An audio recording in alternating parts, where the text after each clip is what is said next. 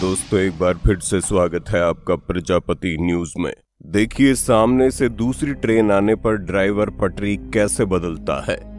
दोस्तों बहुत खतरनाक होता है वो मंजर जब एक ट्रेन दूसरी ट्रेन से टकराती है और उसके चीथड़े उड़ जाते हैं। और इतिहास गवाह है जब जब इस तरह के ट्रेन हादसे हुए हैं जहां एक ट्रेन दूसरी ट्रेन से भयानक रूप से टकराती है तो सैकड़ों की संख्या में लोग अपनी जान गंवा देते हैं, हजारों लोग बुरी तरह घायल हो जाते हैं और लाखों लोगों की जिंदगी पर इसका असर पड़ता है, जिसका जीता जागता नमूना आप अभी कुछ ही समय पहले हुए ट्रेन हादसे वाले कांड में देख सकते हैं। ऐसे में क्या कभी आपने सोचा इस तरह के ट्रेन हादसों को रोकने के लिए हमारे देश में क्या सुविधाएं हैं और किसी ट्रेन को सामने से आता हुआ देखकर क्या लोको पायलट अपना ट्रैक चेंज कर सकता है? आज मैं आपका दोस्त विशाल प्रजापति इन सभी सवालों का जवाब देने वाला हूं। बस मेरे साथ वीडियो में इसी तरह बने रहिए। लेकिन हाँ, वीडियो शुरू करने से पहले एक छोटी सी रिक्वेस्ट है। वीडियो के नीचे रेड कलर का सब्सक्राइब बटन दिख रहा होगा, उस पर क्लिक करके सब्सक्राइब कर लें और साइड में बेल आइकॉन भी दिख रहा होगा, उस पर भी क्लिक कर लें ताकि आपको वीडियो मिले सबसे पहले। दोस्तों रेलवे ट्रैक को चेंज करने के मैकेनिज्म को जानने से पहले हमें ये समझना होगा कि भारतीय रेलवे सिस्टम में ट्रेन ट्रैक सिस्टम किस तरीके से काम करता है, कौन सी चीजें इस्तेमाल की जाती हैं, किस तरह से इन्हें इस्तेमाल में लाया जाता है।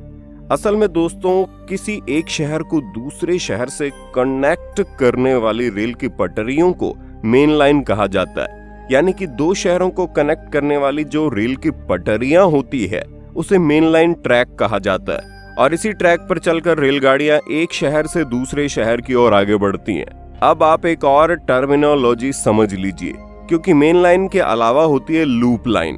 अब ये किस चिड़िया का नाम है? तो दोस्तों लूप लाइन ट्रैक जो होता है वो केवल रेलवे स्टेशन पर पाया जाता है या फिर ऐसी जगहों पर जहां कई सारी पटरियां, कई सारे ट्रैक, कई सारे मेन लाइन से एक दूसरे को क्रॉस करते हुए निकलती है। इन्हें लूप लाइन कहा जाता है। सरल भाषा में कहा जाए तो लूप लाइन केवल स्टेशन के क्षेत्र में पाया जाता है। जैसा कि हमने आपको बताया, एक शहर से दूसरे शहर को जोड़ने वाली जो मेन रेलवे लाइन होती है, जो मेन ट्रैक होता है, उसे मेन लाइन कहते हैं। लेकिन जैसे ही मेन लाइन से होते हुए एक शहर के स्टेशन से ट्रेन प्रवेश करती है तो आपको मालूम है कि हर स्टेशन पर कई सारे प्लेटफॉर्म होते हैं जहां पर कई सारी रेलगाड़ियां आकर रुकती है और उनके लिए लूप लाइन बनाई जाती है। यानी कि मेन लाइन से ही अलग अलग लूप लाइन निकलती है जो अलग अलग प्लेटफॉर्म पर रेलगाड़ियों को ले जाती है और वहां अलग अलग प्लेटफॉर्म पर यात्रीगण सवार होते हैं।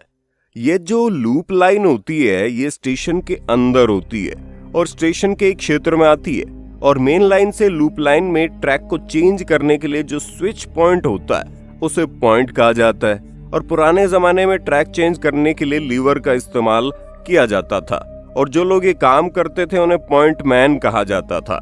दोस्तों इनमें एक स्विच लगा होता है जिसके दबने से ट्रैक चेंज हो जाता है और मालगाड़ी या रेलगाड़ी अपनी दिशा बदल देती है और उसका पूरा ऑपरेशन स्टेशन मास्टर के हाथ में होता है और ट्रेन की रूट जो होती है वो रेलवे इंजीनियर तय करता है। ऐसे में स्टेशन मास्टर और जो रेलवे इंजीनियर होता है वो तय करते हैं कि ट्रेन का रूट क्या होगा, उसे कौन से ट्रैक में शिफ्ट करना है, मेन लाइन से लूप लाइन में शिफ्ट करना है या फिर लूप लाइन से वापस मेन लाइन में लाना है या फिर शहर के मेन लाइन से लेकर दूसरे शहर के मेन लाइन में कनेक्ट कर देना है। ये सारा काम रेलवे इंजीनियर और स्टेशन मास्टर हैंडल करते हैं। यानी कि ट्रैक चेंज करने की पूरी जिम्मेदारी इनकी होती है, ना कि लोको पायलट की, क्योंकि ट्रेन चलाने वाले लोको पायलट के हाथ में ट्रेन को रोकने और चलाने या फिर उसकी स्पीड बढ़ाने की पावर होती है। लेकिन जो ट्रैक चेंज करने वाला फैसला है वो स्टेशन मास्टर और रेलवे इंजीनियर द्वारा लिया जाता है। ऐसे में अगर दो ट्रेनें एक ही रेलवे ट्रैक पर आमने सामने आ जाएं तो चाहकर भी दोनों ट्रेनों को चलाने वाले जो ड्राइवर होंगे वो ट्रैक को नहीं बदल सकते। ज्यादा से ज्यादा वो ये कर सकते हैं कि ट्रेन को रोक दे और उसकी गति को कम कर दे ताकि हादसा बहुत ही भयानक ना हो। आइए अभी जान लेते हैं कि ट्रेन के ट्रैक को कैसे बदला जाता था। तो दोस्तों पुराने जमाने में जो स्विचेस लगे होते हैं और उनका जो लीवर खींचा जाता है तब ट्रैक चेंज हो जाता है। और ट्रैक चेंज करने के लिए जो मैकेनिज्म इस्तेमाल में लिया जाता है, आइए उस पर विस्तार से बात करते हैं। क्योंकि ट्रेन के दो पहिए होते हैं और अगर उन्हें गौर से देखेंगे तो अंदर की तरफ थोड़े बहुत ज्यादा बड़े और थोड़े ज्यादा प्रोमिनेंट होते हैं, क्योंकि ट्रेन अब ट्रैक के ऊपर चलती है तो वो अंदर की तरफ ट्रैक को पकड़ कर चलती है और इसी मैकेनिज्म का इस्तेमाल करके ट्रैक चेंजिंग मैकेनिज्म डेवलप किया गया, जिसके बीच में एक स्विच लगा होता है जो इस अंदरूनी हिस्से जिस पर ट्रेन चलती है उसके डायरेक्शन को बदलकर एक ट्रैक से दूसरे ट्रैक पर बड़े आसानी से ले जाता है, जिसकी वजह से कोई भी ट्रेन दिन हो चाहे रात हो ऑटोमेटिकली एक ट्रैक से दूसरे ट्रैक पर चली जाती है। और ये जो ट्रैक चेंजिंग मैकेनिज्म है ये पूरा का पूरा ऑटोमेटेड हो गया और इसका पूरा कंट्रोल स्टेशन मास्टर और रेलवे इंजीनियर्स के हाथ में होता है। अब यहाँ पर मैनुअल तरीके से ट्रैक चेंज करने के लिए लोगों को नहीं हायर किया जाता, जबकि पुराने समय में तो हर ट्रैक के बदलने वाले पॉइंट पर एक बंदा अपॉइंट किया जाता था जिन्हें पॉइंटमैन कहा जाता था, और यही वो पॉइंटमैन थे जो ट्रेन को सही पटरी पर लाने के लिए लीवर को दबाते थे ताकि ट्रैक स्विच हो जाए और ट्रेन दूसरी दिशा में चली जाए। अब आप सोच रहे होंगे ये सब तो ठीक है, लेकिन फिर लोको पायलट क्या करता है? तो दोस्तों लोको पायलट का काम ट्रेन को सही जगह पर रोकने का और ट्रेन को चलाने का काम है। ट्रेन की मैक्सिमम स्पीड तक वो दौड़ा सकता है उसे, लेकिन अगर उसे येलो सिग्नल मिल जाए तो ट्रेन को किसी भी हालत में 30 किलोमीटर प्रति घंटे की रफ्तार से चलाना होगा, और अगर डबल येलो सिग्नल उसे मिलता है तो वो ट्रेन को 50 किलोमीटर प्रति घंटे की रफ्तार से चला सकता है। लेकिन अगर रेड सिग्नल मिलता है तो लोको पायलट को ट्रेन रोकनी पड़ती है।